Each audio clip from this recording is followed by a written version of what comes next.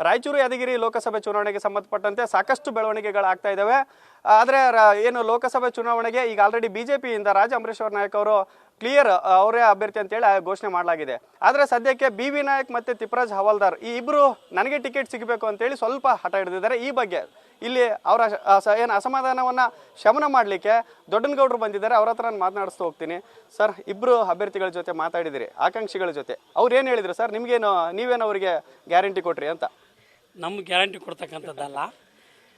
ಒಟ್ಟಾರೆ ಅವಿಬ್ಬರೂ ನಮ್ಮ ನಾಯಕರು. ಪಕ್ಷ ಇವತ್ತು ತೀರ್ಮಾನ ಮಾಡಿದೆ. ಪಕ್ಷದ ಜೊತೆ ನಾವೆಲ್ಲರೂ ಕೂಡ ಹೋಗಬೇಕಾಗಿದೆ. ನಮ್ಮ ಕಾರ್ಯಕರ್ತರು ಮತ್ತು ಹಿರಿಯರು ಟಿಕೆಟ್ ತಪ್ಪಿದ ಮೇಲೆ ಸ್ವಲ್ಪ ಆಕ್ರೋಶದ ಭರಿತರಾಗಿ ಮಾತನಾಡಿದ್ದಾರೆ.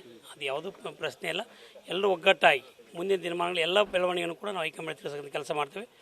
ಒಟ್ಟಾರೆ ಇಲ್ಲಿ ಭಾರತೀಯ ಜನತಾ ಪಕ್ಷಕ್ಕೆ ಗೆಲುವಾಗಬೇಕು, ಆ ರೀತಿ ಒಳಗೆ ಕಾರ್ಯತಂತ್ರವನ್ನು ಮಾಡ್ತೇವೆ. ಸರ್, BV ನಾಯಕ್ ಅವರು ಬಿಜೆಪಿಗೆ ಬರಬೇಕಾದ್ರೆ ಷರತ್ತು ಹಾಕಿದ್ರಂತೆ ಸರ್, ನಾನೇನಾದರೂ ವಿಧಾನಸಭೆಯಲ್ಲಿ ಸೋತಿದ್ರೆ ಲೋಕಸಭೆಗೆ ನನ್ನನ್ನು ಪರಿಗಣನೆಗೆ ತೊಗೋಬೇಕು, ನನ್ನನ್ನು ವಿಶ್ವಾಸಕ್ಕೆ ತೊಗೋಬೇಕು ಅಂತೇಳಿ ಅವರು.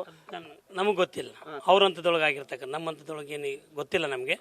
ಒಟ್ಟಾರೆ ನಾನು ಇಲ್ಲಿ ಪ್ರಭಾರಿ ಆಗಿರೋದ್ರಿಂದ ಭಾರತೀಯ ಜನತಾ ಪಕ್ಷಕ್ಕೆ ಅನುಕೂಲಕರವಾದ ರೀತಿಯೊಳಗೆ ನಮ್ಮ ಕಾರ್ಯಕರ್ತರು ಏನೋ ಸ್ವಲ್ಪ ತಪ್ಪು ಒಪ್ಪಾಗಿರ್ಬೋದು ಎಲ್ಲವೂ ಕೂಡ ಸರಿಪಡಿಸ್ಕೊಂಡು ಹೋಗ್ತಕ್ಕಂಥ ಕೆಲಸವನ್ನು ಮಾಡ್ತಾರೆ.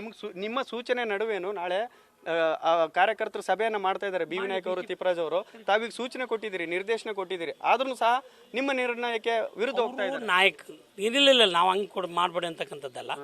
ಒಟ್ಟಾರೆ ಎಲ್ಲರೂ ಕೂಡ ಕರ್ಕೊಂಡು ಹೋಗಿ ಬರಬೇಕಲ್ಲ, ಮತ್ತು ಸಭೆ ಮಾಡಿ ಬರಲೇಬೇಕಲ್ಲ, ತಪ್ಪೇನಿದೆ? ಸಭೆ ಮಾಡಿ ಒಟ್ಟಾರೆ ಭಾರತೀಯ ಜನತಾ ಪಕ್ಷ ಯಾವ ರೀತಿ ಅನುಕೂಲ ಆಗಬೇಕು ಆ ರೀತಿ ಮಾಡ್ತೇವೆ ಸರ್. Thank you. ಇದಿಷ್ಟು ಇವರ ಮನದಾಳದ ಮಾತುಗಳು. ಕ್ಯಾಮ್ರಾ ಪರ್ಸನ್ ಹನುಮಂತ ಜೊತೆ ಶ್ರೀಕಾಂತ್ ಸಾವೂರು, ನ್ಯೂಸ್ ಫಸ್ಟ್ ರಾಯಚೂರು.